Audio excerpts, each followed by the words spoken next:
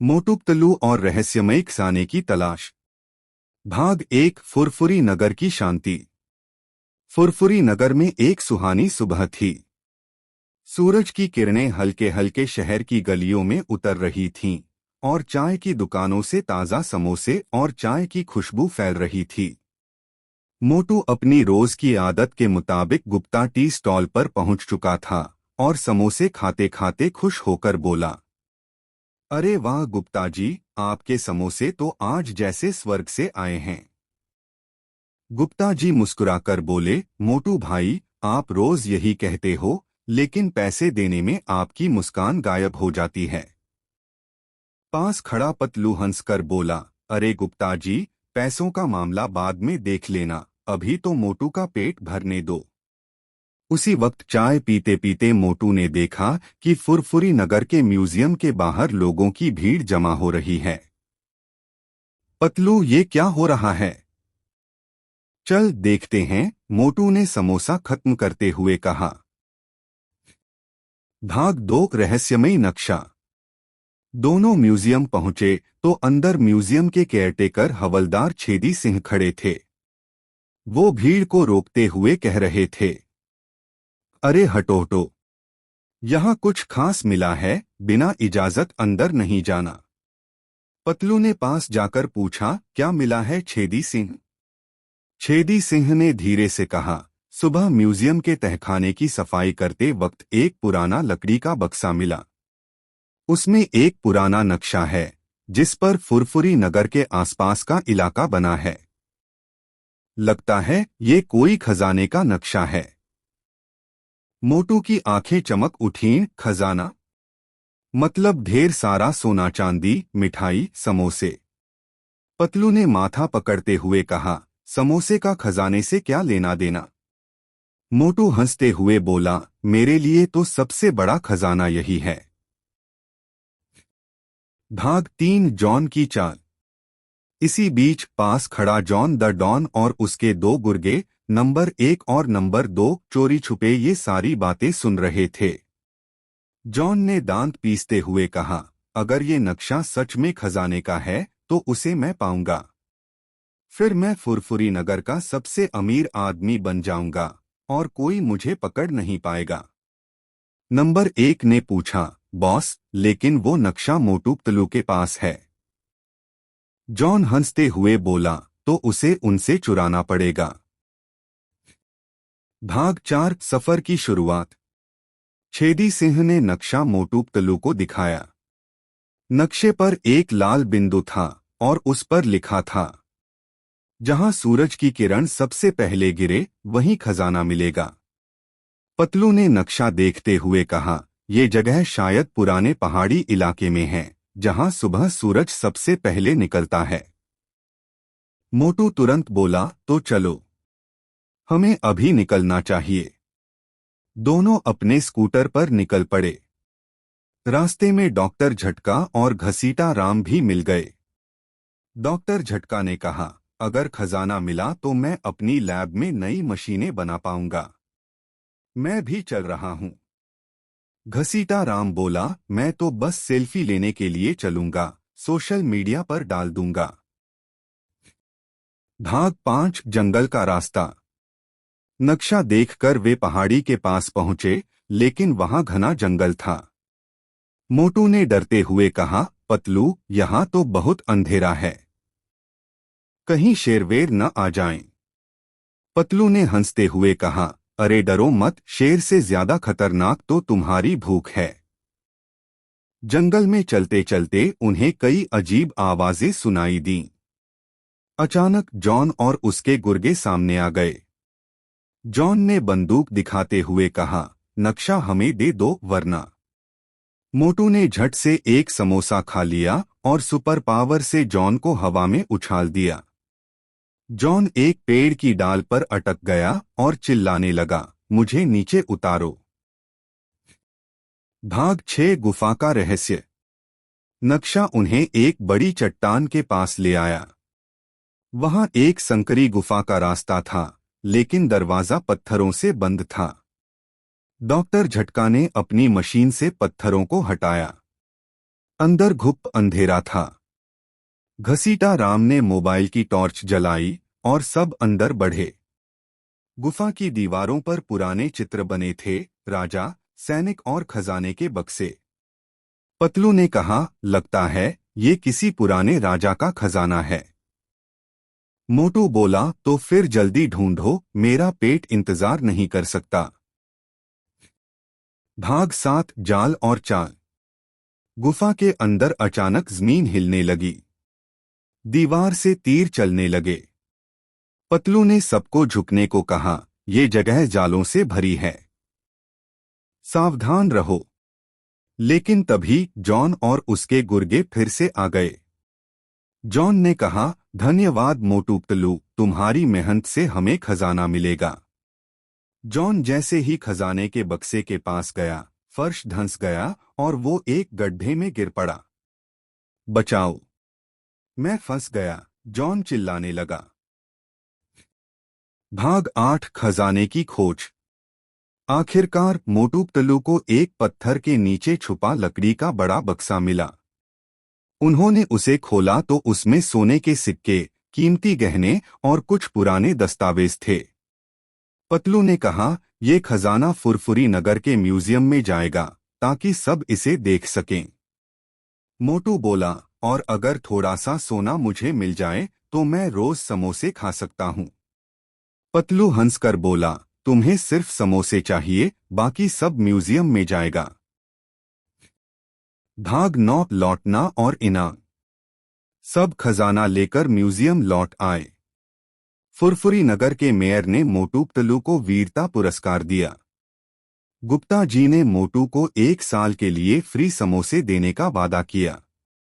John और उसके गुर्गों को छेदी सिंह ने जेल भेज दिया और जॉन गुस्से में बोला, एक दिन मैं जरूर बदला लूंगा।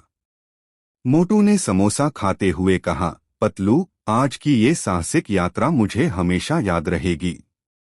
पतलू मुस्कुराया, और मुझे भी, बस अगली बार थोड़ा कम समोसे खाना। सीख। लालच से हमेशा नुकसान होता है और सच्ची जीत मेहनत और ईमानदारी से मिलती है।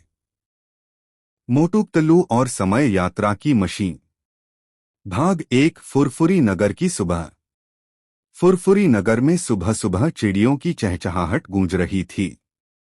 सड़कों पर हल्की हल्की हवा बह रही थी।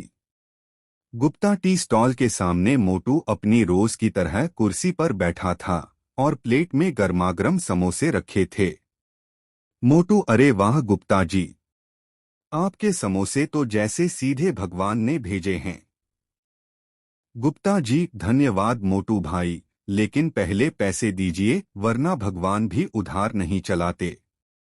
पास खड़े पतलू ने हंसते हुए कहा, गुप्ता जी, पैसों का हिसाब तो हो जाएगा, पहले मोटू का पेट भरने दीजिए, वरना ये कुछ भी कर सकता है। मोटू ने आंखें गोल करके कहा, कुछ भी मतलब? पतलू, मतलब तुम्हारी भूख के आगे पहाड़ भी झुक जाते हैं। भाग 2 डॉक्टर झटका की अजीब खोज। उसी समय डॉक्टर झटका अपनी स्कूटर जैसी मशीन लेकर वहां आ पहुंचे। डॉक्टर झटका, हेलो मोटू पतलू, आज मैं तुम्हें अपनी नई खोज दिखाने आया हूं, time machine. Patlu, time machine मतलब समय में आगे पीछे जाने वाली? डॉक्टर झटका, बिल्कुल, इससे हम अतीत या भविष्य में जा सकते हैं, बस सही बटन दबाना होगा। मोटू की आंखें चमक उठीं, वाह, तो चलो भविष्य में चलते हैं, जहां समोसे और भी बड़े होंगे।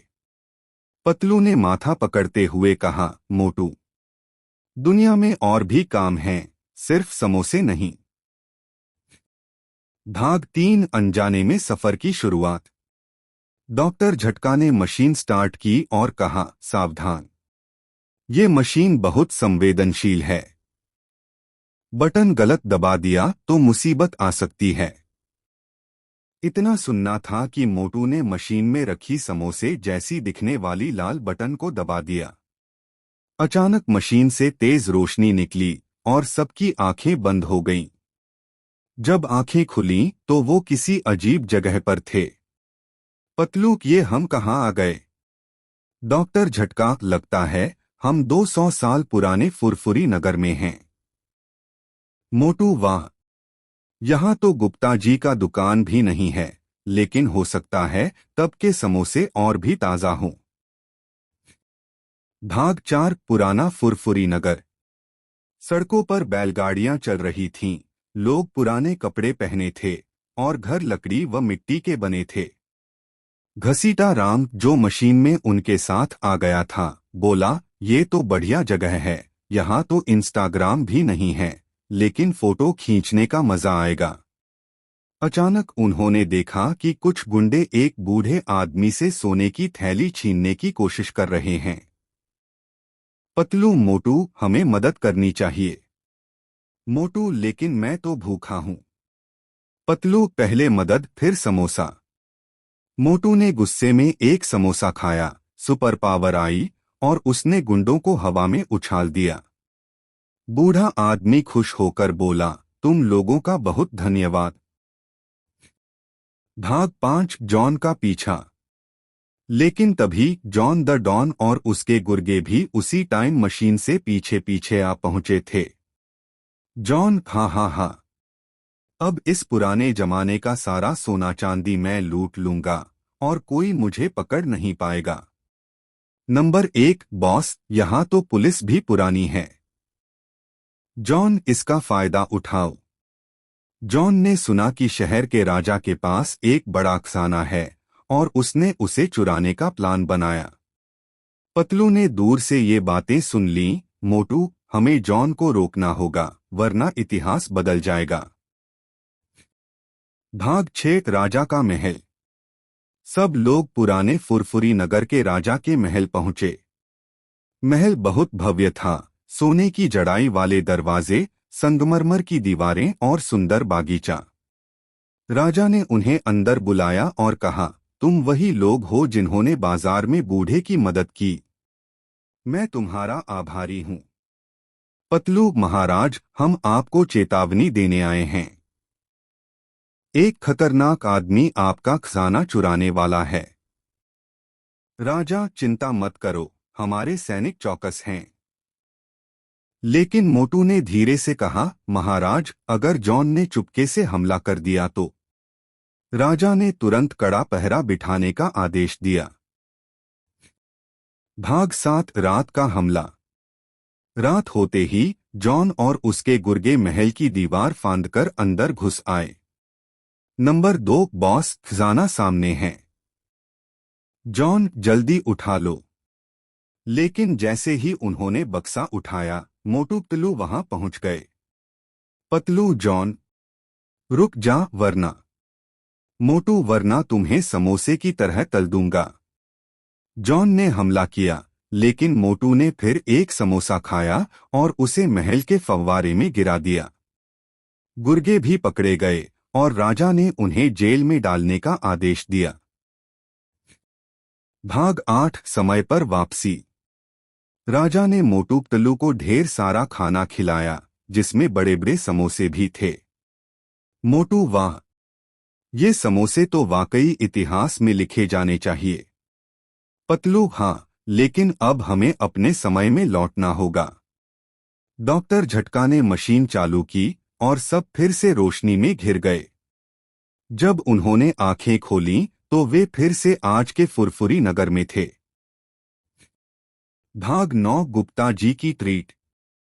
गुप्ता जी, अरे तुम लोग कहाँ थे? सुबह से दुकान पर नहीं आए। मोटू इतिहास बचाने गए थे, गुप्ता जी। पतलू और मोटू ने वहां भी समोसे खाए। सब हंसने लगे और गुप्ता जी ने कहा, आज के समोसे मेरी तरफ से फ्री हैं, क्योंकि तुमने शहर की रक्षा की। मोटू खुशी से बोला, वाह, यही तो असली इनाम है। सीख, भूख चाहे कितनी भी हो, सही काम करने का मौका कभी नहीं छोड़ना चाहिए। साहस और दोस्ती हर मुश्किल को आसान बना देती है। मोटू पतलू और गायब होती चीजों का रहस्य। भाग 1, फुरफुरी नगर की रोजमर्रा। सुबह का वक्त था। फुरफुरी नगर में हल्की हल्की ठंडी हवा बह रही थी। गुप्ता टी स्टॉल के सामने हमेशा की तरह भीड़ लगी थी। मोटू अपनी कुर्सी पर बैठा गर्मागर्म समोसे खा रहा था। मोटू, गुप्ता जी, आपके समोसे तो आज जैसे स्वर्ग से आए हैं। गुप्ता जी मुस्कुराते हुए, धन्यवाद मोटू भाई, लेकिन याद रहे स्वर्ग से आए समोसे का भी दाम देना पड़ता है। पतलू, गुप्ता जी चिंता मत करिए, मैं हिसाब रख रहा हूँ। बस मोटू को पहले पेट भरने दीजिए, वरना ये भूख में कोई भी अजीब हरकत कर सकता है। मोटू ने हंसते हुए कहा, अजीब हरकत मतलब? पतलू, मतलब तुम्हारी भूख में लोग भी गायब हो सकते हैं। सब हंस पड़े। भाग 2 रहस्यमयी घटना। उसी समय फुरफुरी नगर के मेयर भागते भागते वहां आए। मेयर, अरे मोटू पतलू, बड़ी मुसीबत हो गई है। पतलू, क्या हुआ मेयर साहब? मेयर, शहर में अजीब चोरी हो रही है। कोई भी चोर दिखता नहीं, लेकिन चीजें गायब हो रही हैं। कल रात नगर के म्यूजियम से कीमती सोने की मूर्ति गायब हो गई और कोई सबूत भी नहीं मिला। मोटू, तो हमें ही इस चोर को पकड़ना होगा। पतलू, हाँ, वरना फुरफुरी नगर की शांति खत्म हो जाएगी। भाग 3 जांच की शुरुआत। मोटू पतलू तुरंत म्यूजियम पहुंचे। वहां हवलदार छेदी सिंह पहरा दे रहे थे। छेदी सिंह, अरे तुम लोग भी आ गए। कल रात मैं यहाँ था, लेकिन अचानक मुझे नींद आ गई और जब उठा तो मूर्ति गायब थी। पतलू ने चारों ओर ध्यान से देखा। फर्श पर कुछ अजीब निशान थे, जैसे कोई गोल पहिया घसीटते हुए गया हो। पतलू, ये देखो मोटू, शायद चोर कोई मशीन का इस्तेमाल कर रहा है। मोटू, मतलब इंसान नहीं, मशीन चोर। भाग 4 डॉक्टर झटका का खुलासा। तभी डॉक्टर झटका वहां आए। डॉक्टर झटका, अरे मैं तुम्हें बताना ही वाला था।